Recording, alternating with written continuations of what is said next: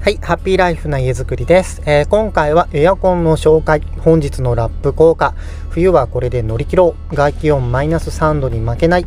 という、テーマで、ご紹介します。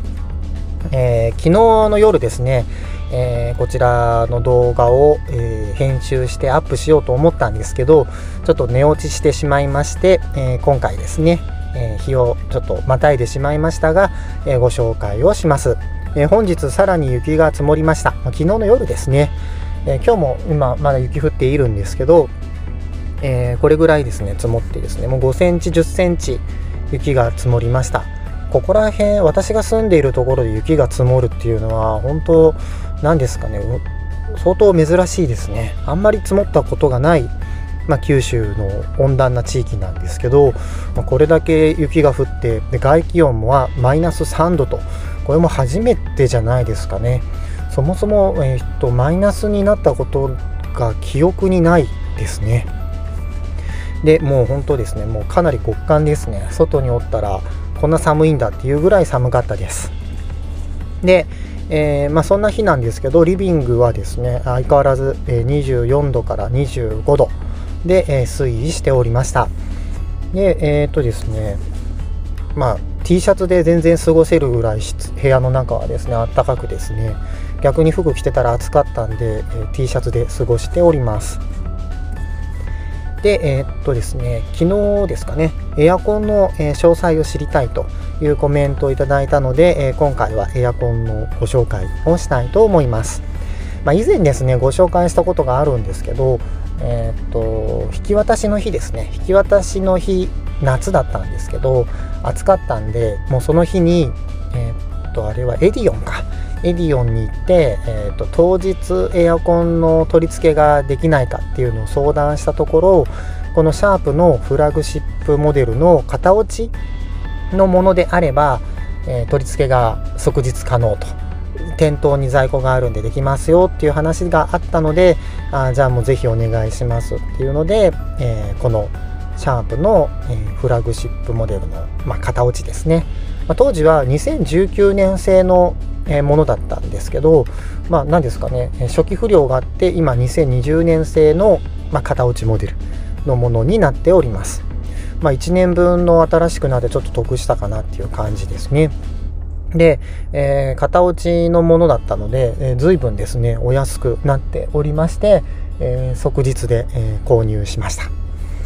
で、シャープ製なのでどうなのかなと思ってました。で 200V の、14畳用になります。なので、LDK と1階の洋室と、洗面室もあってっていうので、全然ですね部屋の大きさに比べて小さいものになります。で設定温度は 21.5 度の弱の運転で、24時間つけております。なのでエアコンの風もトロトロな感じですね。で部屋の扉ですねは開けておりますね。で1階と2階の扉も開けてまして、洋室も開けて、洗面室も開けてます。でもうこれだけでですねこのエアコン1台で、部屋がもう何ですかね全体賄えるような感じになっております。結構すごいですよね。で LDK よりもですね想定なんていうんですかね、部屋の広さが小さいサイズなので冬場効くかなって結構心配していたんですけど、全然問題なかったですね。家中温めてくれております。で 21.5 度の設定なんですけど、なぜかですね部屋がこう25度ぐらいまでで保っております。とはいえですね、マイナス3度の外気温で、なかなか寒い状況なので、2階の室温ですね、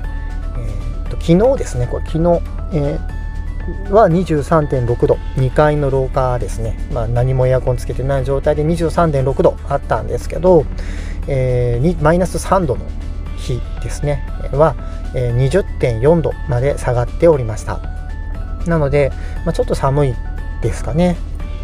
とはいえなんとかですね、20度まで部屋は保たれておりますので、でも寝るときはですね2階の寝室でエアコンつけて寝るんですけど、日中はですねエアコン1台で、十分20度以上全部あるので、大丈夫かなっていうのが分かりました。で、本日のラップコーティングなんですけど、やっぱりですねラップコーティングしているからここまで温度が保たれているのかなっていうのが、実感しております。で、ラップなしの窓際なんですけど、マイナス3度の外気温で、温度計をですね置いたら窓際は、17.5 度まで下がっておりました。いやこれは結構寒いですね。びっくりしましたね。こんなに気温が下がるんだっていうぐらい寒かったです。で、ラップコーティングしている窓際ですねに、置いてみたところ、22.9 度、ここもですね、室温に対しては下がっているんですけど、それでも、マイナス3度の、夜中の12時ですよねの窓際に温度計をずっと置いて、確認したところ 22.9 度となっておりました。というわけで、本日の温度差は、5.9 度ありました。ラップコーティングをしている窓としていない窓でですねこれだけ差が出ているので、やっぱりですね効果はあるなと思いました。どうしてもやっぱりコーティングしてなかったら寒いですね本当に。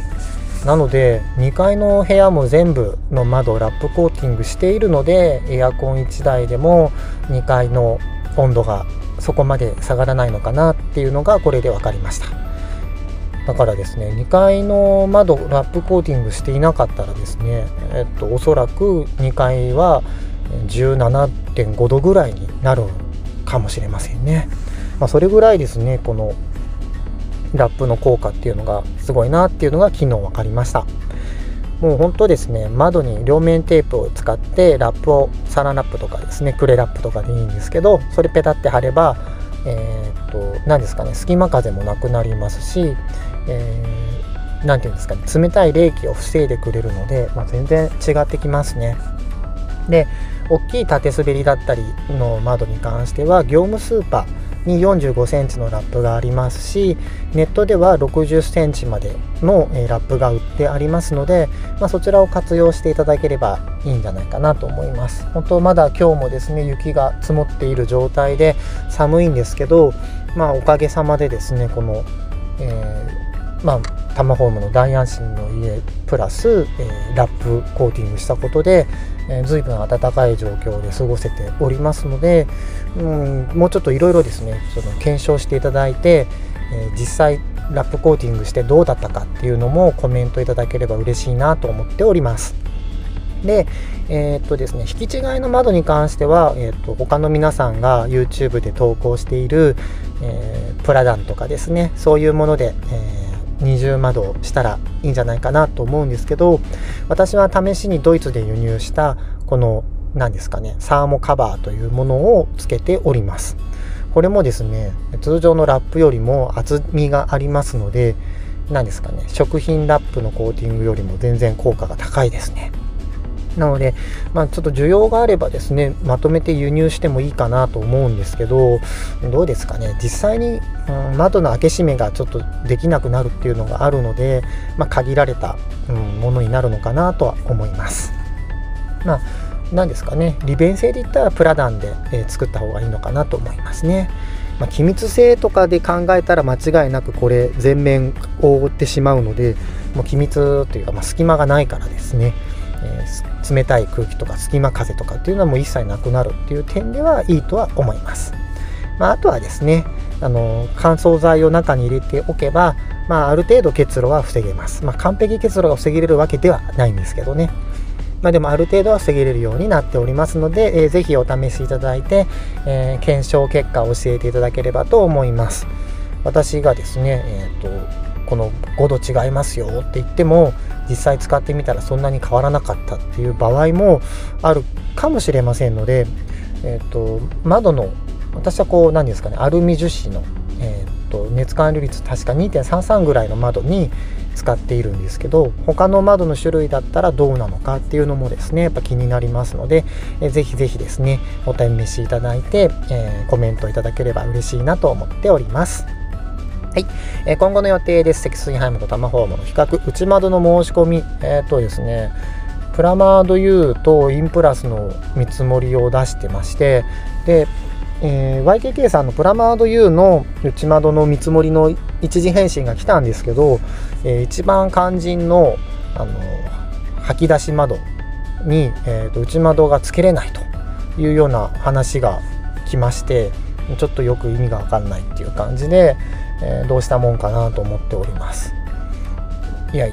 たいなですね、内窓つけれないことはないでしょうって思うんですけどね。そんな特別何か変なことしてるわけでもなく、普通の、一般的な規格サイズなので、なんかこう YKK さん曰く、そのリクシルの窓のなんていうんですかね、鍵を開けたり閉めたりするところのなんていうんですかね、取っ手の部分がちょっと長い、手で掴むところがちょっと長いので、プラマード U だったら干渉するかもしれませんっていうような感じでした。なんでインプラスだったら大丈夫なのかなとか思いながらですね、また見積もりとちょっと確認依頼をしております。